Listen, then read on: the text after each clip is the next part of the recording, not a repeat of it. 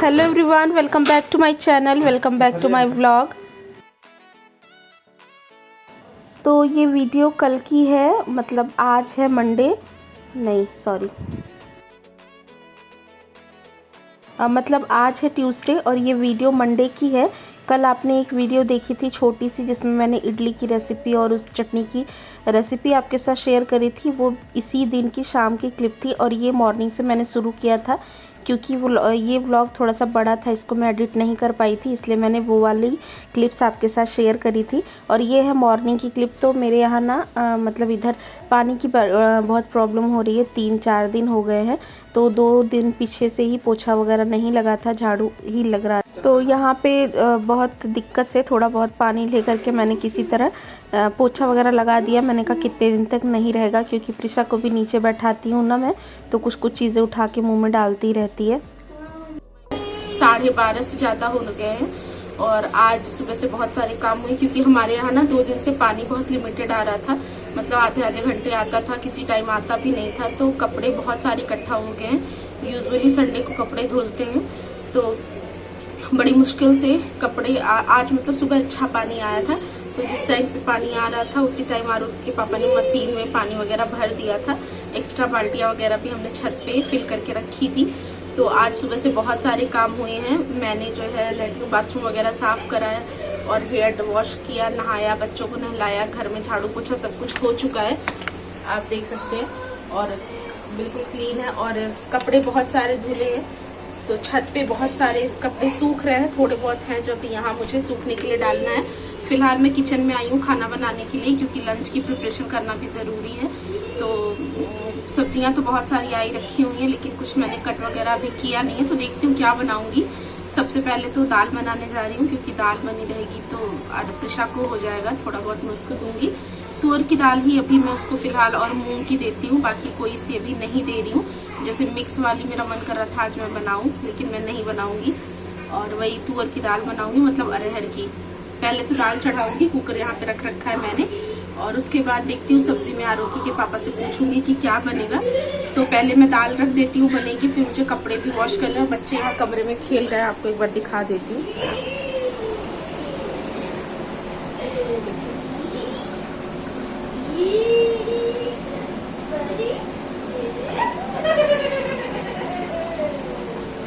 तो बच्चे वहाँ पे खेल रहे हैं और अभी नहा के आई हूँ और इतना पसीना, इतनी गर्मी हो रही है ना, ऐसा लग रहा है। और धूप आप देख लीजिए, धूप बहुत तेज। आज सुबह मौसम थोड़ा सा ठीक था, उसीलिए आज सुबह सुबह ही हमने कपड़े वगैरह सब कुछ वॉश कर लिए, नहीं तो वैसे तो शाम को धुलते हैं। लेकिन ये है। और मैंने पहनी आज ये वाली कुर्ती, कॉटन की है, प्योर, बड़ी अच्छी लगती है मुझे ये।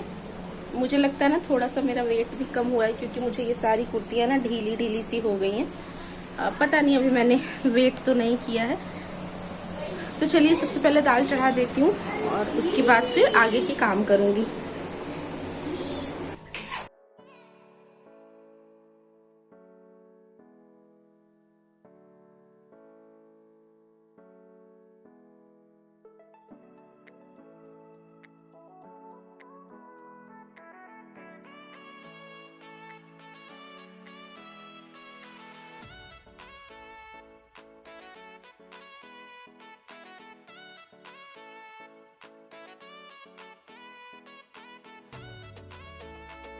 तो यहाँ पे देखिए मैं दाल बना रही हूँ। सबसे पहले दाल ही बनाऊँगी ताकि प्रिसा को भी अगर देना चाहूँ तो दे सकूँ। और ये वीडियो देखिए मेरे दिमाग से ही निकल गई है। ये संडे की वीडियो है, मंडे क्योंकि कल था, तो कल मैंने कुछ भी रिकॉर्ड ही नहीं किया था क्योंकि पानी की इतनी ज़्यादा दिक्कत हो गई थी ना। हम चले गए थे मतलब आरोही की बड़ी मम्मी के घर, अपनी जेठानी के घर। पूरे दिन मैं वहीं पे थी, मतलब 11-12 बजे गए थे, क्योंकि पानी का पहले तो वेट कर रहे थे।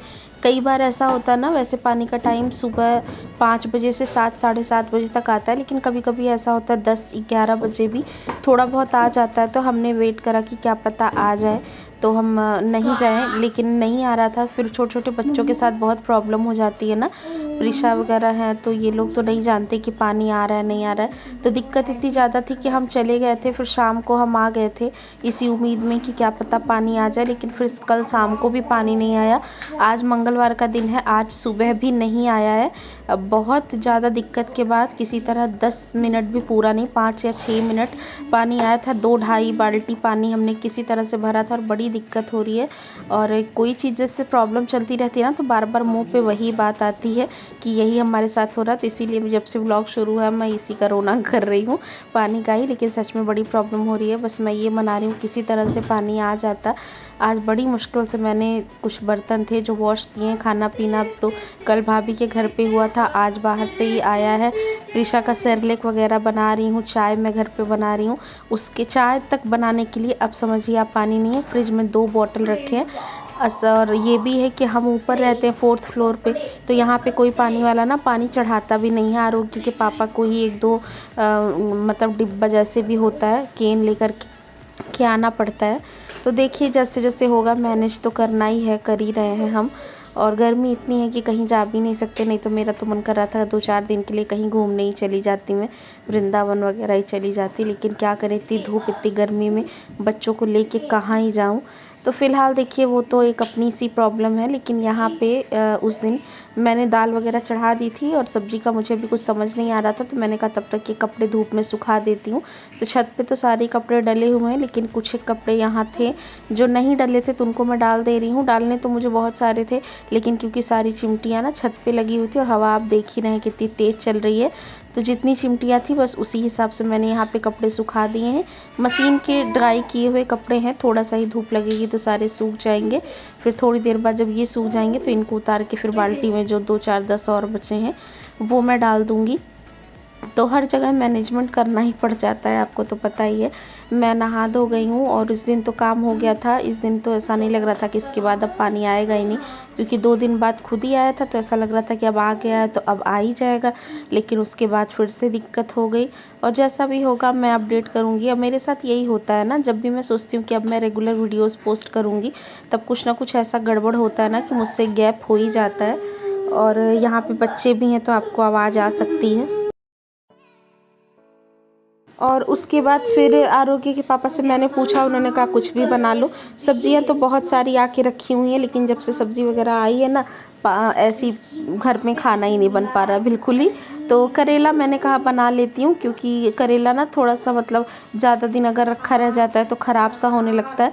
तो मैंने कहा इसको ही पहले बना लूँ, तो इसको ही मैं बनाऊंगी। वैसे मुझे करेले की सब्ज़ी पहले बिल्कुल भी अच्छी नहीं लगती थी, आरोग्य के पापा को भी बिल्कुल नहीं पसंद थी।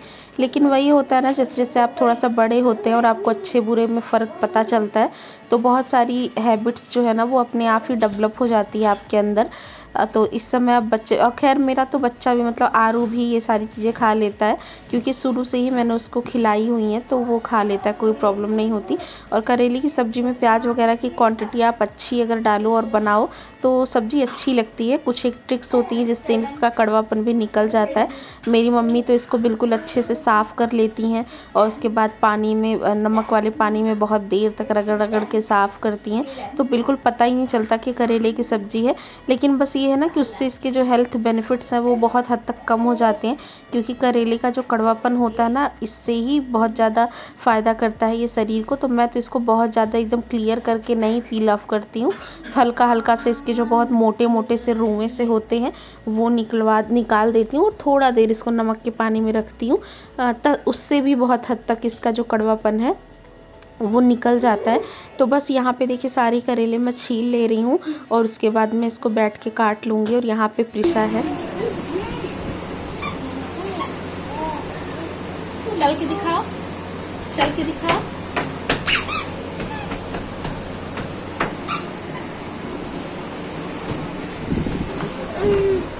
वैसा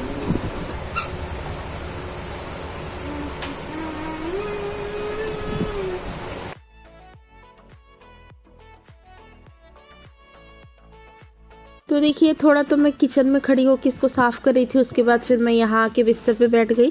तो जैसा कि मैंने आपको बताया कि कब आज कपड़े उपड़े बहुत ज़्यादा वॉश हुए हैं, तो यहाँ पे चद्दर वद्दर भी सारी धुल दी गई थी, इसलिए बेड पे आपको चद्दर नहीं दिख रही होगी। और आरू कैमरा देख के देखिए शरारत कर रहा है, आप लोग से कुछ बात ही कर रहा था वो। और यहाँ पे प्रिशा भी खेल रही है, तो आस पास ये देखती है ना तो इसको तसल्ली रहती है। और आरू भी बहुत हद तक इसको संभाल लेता है। तो यहाँ पे सारा ही करेला मैंने काट लिया था, छील लिया था।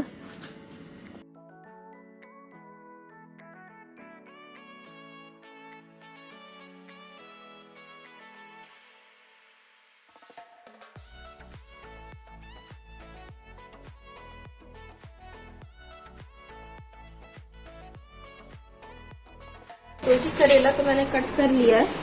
और जैसे ना वैसे करेले का जो कड़वापन होता है वो फायदेमंद ही रहता है। मुझे तो कड़वा भी अच्छा लगता है, लेकिन जैसे घर में बच्चे हैं ना, जैसे आरू है, अगर इस तरह से हैं और आप चाहते हैं कि वो करेला खा भी ले, उन्हें ज़्यादा कड़वा भी ना लगे, तो इसमें ना थोड़ा सा नमक डाल करके आप थोड़ा देर भिगा करके रख दो पानी में, तो इसका जो कड़वापन है ना वो निकल जाता है। तो मैं भी वही करने वाली हूँ।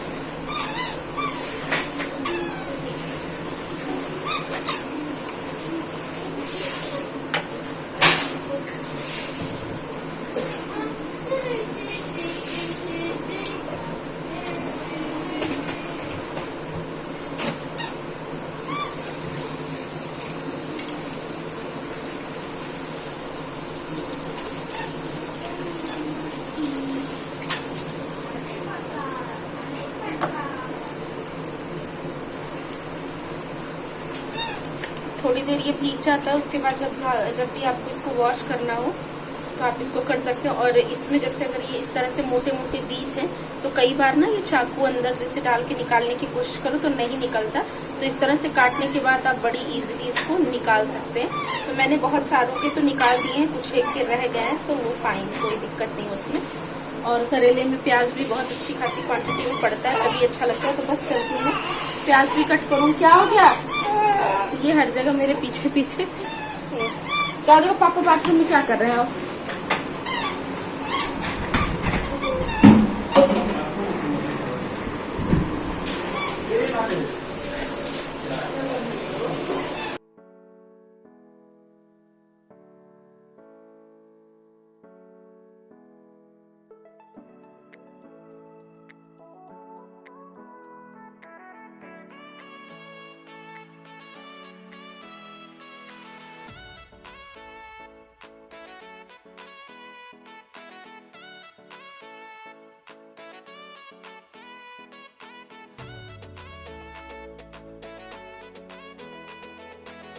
तो जी अभी मैं चॉपिंग करने जा रही थी, तो मुझे याद आया मैंने थोड़े दिन पहले ना अमेजोन से, नहीं सॉरी मीशो से ये नाइफ शार्पनर मंगाया था। आपने देखा होगा, कई सारी वीडियोस इसकी वायरल होती रहती हैं। मैंने कहा मतलब ज़्यादा प्राइस का नहीं था, कम दाम का ही था। मैंने कहा देखती हूँ, कुछ 200 के अराउंड था। मैंने कहा देखती हूँ कि ये काम करता है कि नहीं करता। तो चलिए देखते हैं। मेरी वो जो बड़ी वाली शेफ नाइफ है ना, वो मतलब ऐसे बहुत ज़्यादा शार्प नहीं रह गई है, तो उसको शार्प करते हैं, देखते हैं होता है कि नहीं। पहले इसको थोड़ा सा साफ कर लेती हूँ। मैं बहुत दिन हो गए हैं इसको यूज़ किए हुए, क्योंकि ये जो है चलती नहीं थी ना, तो इसलिए मैंने इसको यूज़ करना छोड़ दिया था। थोड़ा सा इसको वॉश कर लूँ उसके बाद।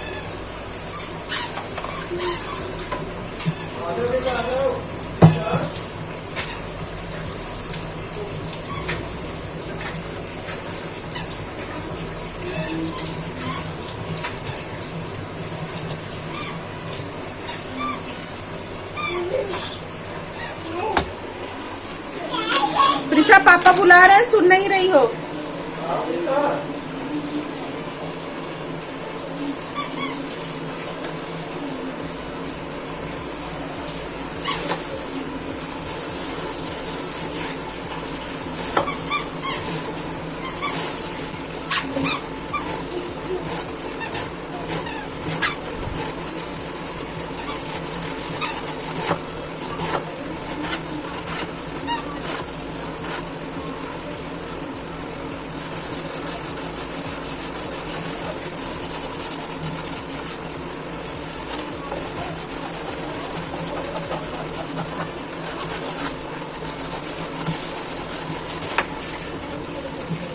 और बार इसको वॉश करते हैं, देखते हैं कौन करता है। वाह,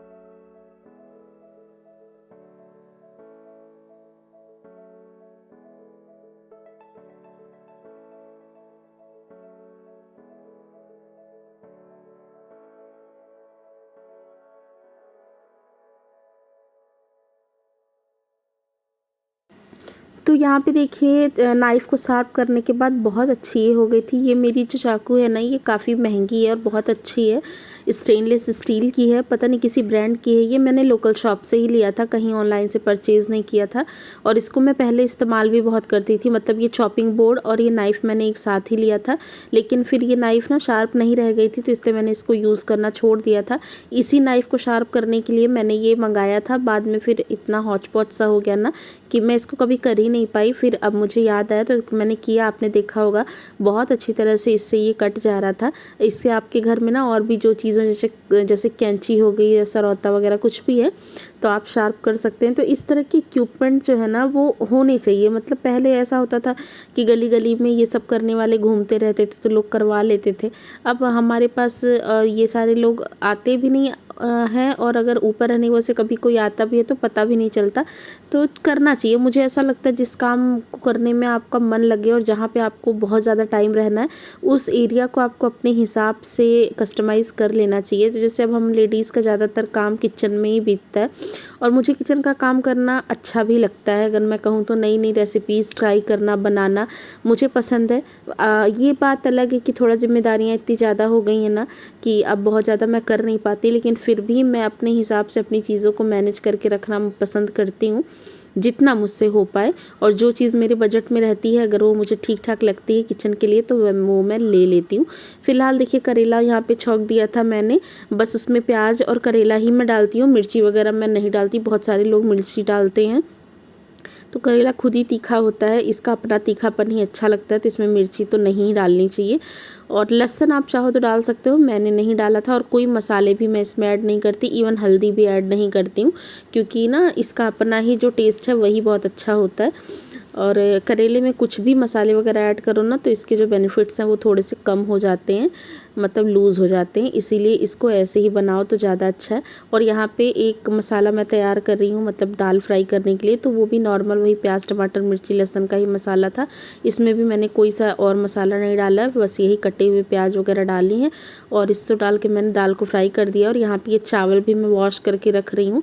वीडियो थोड़ी सी लंबी है इसलिए मैं इसको फास्ट फॉरवर्ड में एडिट कर रही हूँ, थोड़ा जल्दी जल्दी क्लिप्स आपको देखने के लिए मिल रही हैं। और जब इस तरह से तेज़ स्पीड में काम होता रहता है ना स्क्रीन पे तो ऐसा लगता है काश हाथ सच में इतने ज़्यादा तेज़ चलते तो सारे काम फटाफट से हो जाते। लेकिन ये है पावर की मतलब एडिटिंग की जो पावर है वो है कि सारे काम इतने जल्दी जल्दी आपको देख के लग रहे हैं, लेकिन आप यकीन मानिए यही सब करने में 2-2.5 घंटे लग जाते हैं बड़े आराम से, खासकर तब जब बीच बीच में बच्चों को भी आपको देखना हो। तो दाल खाली हो गई थी, कुकर खाली हो गया था, तो उसको एक बार पानी से ऐसे ही रिंस करके मैंने ये धुले हुए चावल भी इसमें डाल दिए हैं। और अब भी मुझे आटा भी गूंदना है, फ़िलहाल चावल धुल करके रख देती हूँ। तो ये वाले चावल ना थोड़ी देर भिगा करके आप रखो तो बहुत अच्छे बनते हैं। तो दाल वाले कुकर में ही मैं चावल बना लेती हूँ। तो रख दिया है, अभी इसको गैस पे नहीं रख रही हूँ, जलाऊँ मतलब अभी इसको गैस पे रख रही हूँ। और दाल हो गई तो उसको उतार लूँगी, लगे हाथ तुरंत यहाँ पे आटा भी गूंद लूँगी। इस समय प्रिशा अपने पापा को देख रही थी, पापा इसके बाथरूम में थे ना, मतलब वो अपने एक दो कपड़े जैसे बनियान वगैरह साफ़ कर रहे थे, उसके बाद वो नहाएंगे भी, तो वहीं खड़ी रहती है, वो बोलते रहते हैं और इधर भी आ जाती है। तो यहाँ पे देखिए ये आ गई है मेरे पास। तो ये भी बीच बीच में इसको भी अटेंशन चाहिए होता है। कुछ देर तक अगर इससे बात नहीं करो तो इसको लगता है मेरे ऊपर कोई ध्यान ही नहीं दे रहा है, तो थोड़ी देर आ जाती है गोदी में, रोने लग जाती है। इसको थोड़ा सा प्यार कर लो फिर ठीक हो जाती है। तो यहाँ पे मुझे भी गर्मी बहुत तेज़ लग रही थी और अभी बच्चे सारे एक कमरे में थे नहीं, तो उस रूम में एसी अभी चल नहीं रही थी क्योंकि सुबह सुबह का ही टाइम था, 11 बज रहा होगा। तो इस रूम में कूलर ही चला करके बैठे हैं। इस टाइम तक इसके पापा नहा चुके थे, तो उनको चाय भी चाहिए थी, लेकिन गैस अभी खाली नहीं था, तो इसलिए मैंने अभी चाय नहीं बनाई है। और यहाँ पे आरू को मैंने दे दिया है, प्रिशा को मैंने कहा थोड़ा सा तुम इसको खिलाओ और मैं यहाँ पे आटा गूंद लूँ। तो कैमरा इस तरह से सेट करा है मैंने कि आपको आरू की शैतानियाँ भी दिखती रहें। तो अपने हिसाब से तो बेचारा बहुत प्यार से पकड़ता है, करता है, लेकिन वो भी अभी छोटा ही है, बच्चा ही है। तो कभी कभी ऐसा होता है ना कि उसके हाथ से इसको थोड़ा बहुत लग जाती है, बिल्कुल डर जाता है, चुप कराने लगता है। अब वो चिल्ला रही है क्योंकि मैं उसको छोड़ के आई हूँ और वो इसको कितनी कोशिश कर रहा है कि वो किसी तरह से मैं चुप करवा लूँ। और मैं भी डांट देती हूँ कभी कभी जब लगने लग जाती है उसको, तो लेकिन फिर बाद में ऐसा लगता है कि नहीं बेचारा प्यार तो करता है। तो यही है बच्चे। और ये सही बात है कि एक से भले दो ही होते हैं। आरू जब अकेला था तो अकेला ही रहता था, मतलब जैसे अकेले में ही जो समझ में आता था उसको खेलता था। खैर प्रिशा और इसकी एज में बहुत ज़्यादा फ़र्क है, पूरा 8 साल का गैप है, लेकिन फिर भी दोनों आपस में खेलते हैं, एक दूसरे के साथ इंगेज होते हैं। और मुझे ऐसा लगता है जब प्रिशा थोड़ी सी और बड़ी हो जाएगी ना, तो आरू को एक बहुत अच्छा सपोर्ट मिल जाएगा। तो कभी कभी चीज़ें जो आप नहीं चाहते अगर वो चीज़ हो जाती है तो उसमें कहीं ना कहीं अच्छाई छिपी हुई ही होती है। और यहाँ पे आरू फिर कैमरे के आगे आके शरारत कर रहा है और उसको ऐसा लग रहा है कि मैं कूद रहा था, मम्मा डांटेगी, तो वो भी आके कुछ ना कुछ करता ही रहता है। और यहाँ करना नहीं चाह रही हूँ, तो इनके हाथ के ना देखो आप कितने बड़े बड़े से हेयर है। मैं आपको करके दिखाती हूँ कि किस तरह से वर्क करता है। देखिए यहाँ के बाल मैं निकालूंगी, अभी आप देख लीजिए कितने सारे हेयर्स हैं। देखो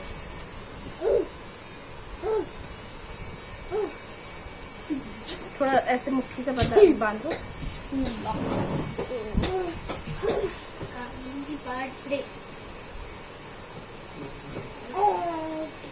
देखिए ये एरिया बिल्कुल क्लीन हो गया है। एक सेकंड आपको दिखाते हैं, दिखाना। देखिए यहाँ पे हेयर्स हैं और ये एरिया क्लीन हो गया। इसी तरह मेरे चिन का भी निकल गया था, और इसको ना इसमें जो हेयर्स हैं उनको आप रिमूव भी कर सकते हैं। तो यहाँ से आप इसको ऊपर से इस तरह से खोलेंगे और इसके अंदर ही जो सारे बाल है ना वो हैं। तो अभी तो खैर मेरा धनिया वनिया यहाँ रखा है, मैं यहाँ नहीं निकालूंगी, नहीं तो उसमें पड़ जाएगा। तो आप इसको हटा लो। तो यहाँ देखिए ये है, और इसके साथ एक छोटा सा ब्रश भी आया है। नहीं बेटे आप छोटे हो ना, आपका नहीं हो सकता। मेरा बाल है इसमें। देखो इसमें ना ये ब्रश दिया हुआ है छोटा सा, तो इससे आप करके इसको निकाल भी सकते हो, तो ये क्लीन हो जाएगा। तो जो भी बाल निकले हैं देखिए यहाँ हाथ में आ गए हैं। तो मुझे काफी अच्छी चीज लगी। हाँ थोड़ी सी ये महंगी है मुझे ऐसा लगता है, क्योंकि नेट पे ना 200, 250, 300, 500, 700 की रेंज में भी है। लेकिन अगारो जो है वो अच्छा खासा ब्रांड है, तो मुझे इस पर थोड़ा सा ट्रस्ट ज्यादा है, इसलिए मैंने इसको मंगाया है। और मेरी ये हसल सबसे बड़ी जो है ये खत्म हो गई कि मुझे अपर लिप और चिन कराना पड़ेगा। तो मैं इससे ना अपना चिन एरिया पे क्लीन करूंगी।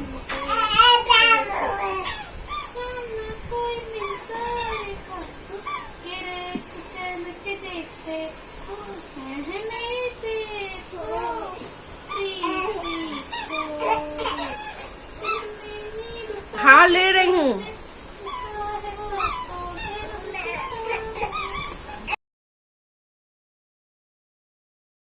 तो ये मैंने ना अगारो का फेशियल हेयर रिमूवर मंगाया था, क्योंकि मेरा हार्मोन्स की या क्या प्रॉब्लम है, मेरे चिन के और यहाँ अपर लिप्स के बाल बहुत जल्दी जल्दी निकल जाते हैं, और वो मुझे कराने के लिए पार्लर जाना पड़ता था और बहुत दर्द होता है। मतलब चिन एरिया जो लोग कराते हैं उनको पता होगा, अपर लिप्स करने में जान से निकल जाती है। तो मैं कोई इसका अल्टरनेट ढूंढ रही थी बहुत दिन से, कुछ मुझे ऐसा मिल जाए जिससे मुझे ये करवाना ना पड़े। तो मैंने ये मंगाया है, 1200-1250 के करीब का है। ये अगारो का है, अमेज़ॉन, फ्लिपकार्ट हर जगह मतलब अवेलेबल है, और अगारो की अपनी वेबसाइट पे भी है। तो अगर आप परचेज़ करना चाहते हैं तो आप वहाँ से जाकर के कर लीजिएगा। अगर पॉसिबल हुआ तो डिस्क्रिप्शन में मैं इसका लिंक भी प्रोवाइड कराऊंगी। तो आप वहाँ से जा कर के देख लीजिएगा। बहुत काम की चीज़ है, बहुत अच्छी चीज़ है। जो भी मतलब फेशियल वैक्स वगैरह कराते हैं ना, उनके लिए है। मैं तो खैर फेशियल वैक्स नहीं कराती, लेकिन हाँ चिन एरिया और अपर लिप्स के लिए मुझे इसकी ज़रूरत थी। तो फ़िलहाल देखिए ये सब करने के बाद फिर थोड़ी देर मैंने रेस्ट किया और यहाँ पे मैं आ गई हूँ। तो करेला मेरा अभी तक देखिए बन ही रहा है। तो करेले की सब्ज़ी तो बनने में थोड़ा सा टाइम लगता है, और जब बन गया तो उसको थोड़ा मतलब खुली हुई आंच पे मैं उसको अलट पलट करके थोड़ा सा लाल सा कर रही हूँ। और यहाँ पे चटनी पीसने के लिए भी आरोगी के पापा ने बोला, तो धनिया वगैरह मैंने क्लीन कर लिया था वहीं बैठे बैठे। और अब यहाँ पे मैं इसकी थोड़ी सी चटनी पीस लूँगी और उसके बाद रोटियाँ बना लूँगी। तो लंच बनाया था मैंने, बस यही दाल चावल करेले की सब्ज़ी रोटी और चटनी, यही सारी चीज़ें बना ली थी। अभी मुझे रोटियाँ भी बनानी है। तो चटनी के लिए ज़्यादा कुछ नहीं, वही सिंपल धनिया, हरा धनिया ले लिया है मैंने, मिर्ची ले ली है, एक अच्छे से पके हुए टमाटर ले लिए हैं, लहसुन भी आप चाहो तो डाल सकते हो, लहसुन मैंने नहीं यूज़ किया था। अपने टेस्ट के अकॉर्डिंग मिर्ची ले लो।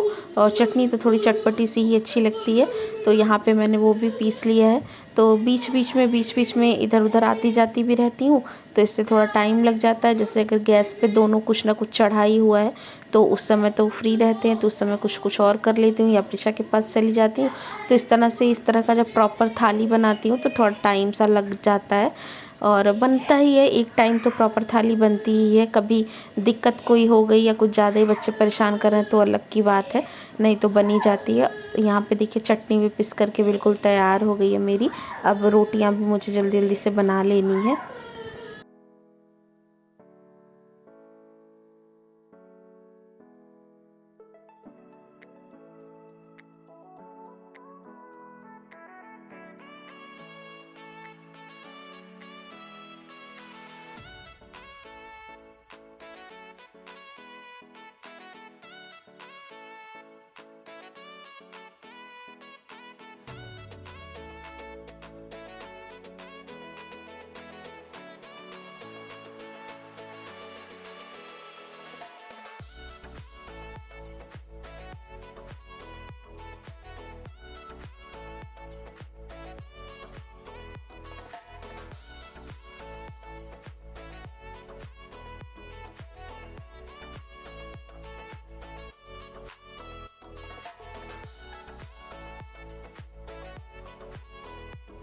और देखिए ये सब करते करते मुझे 1:30 बज ही गया था। आरोग्य के पापा भी नहा चुके थे और बच्चे भी भूखे थे, मतलब प्रिसा को के लिए भी मैंने प्लेन दाल कटोरी में निकाली हुई थी, अभी उसको खिलाया नहीं था। तो कभी कभी क्या मतलब इधर 15-20 दिन से ही 2-4 दिन में एक दिन बिल्कुल ही पतली सी रोटी बना करके उसकी दाल में मैं भिगा देती हूँ, आधी रोटी से कम ही। तो कभी कभी वो खा लेती है बड़े आराम से, कभी नहीं भी खाती है, लेकिन ट्राई करवाती हूँ। दाल तो ऐसे थोड़ा बहुत पी लेती है, बिल्कुल मैश कर दो तो। रोटी के साथ जब खिलाओ तो थोड़ा सा नाटक करती है, लेकिन आदत पड़ी जाएगी, क्योंकि शुरू में वो बिल्कुल ही नहीं खाती थी, अब तो वो खाने लग गई है। तो आदत पड़ती है ना बच्चों को, थोड़ा सा मतलब हैबिट को डेवलप करने में टाइम लगता है। और अभी भी वो मेरे पास में ही है। तो बस मेरी वीडियो भी ख़त्म ही होने वाली है, एडिटिंग भी ख़त्म ही होने वाली है।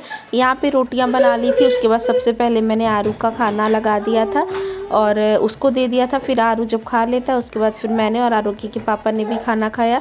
और उसी के बाद से फिर लाइट का तो पानी की तो प्रॉब्लम मैंने आपको बताई दी।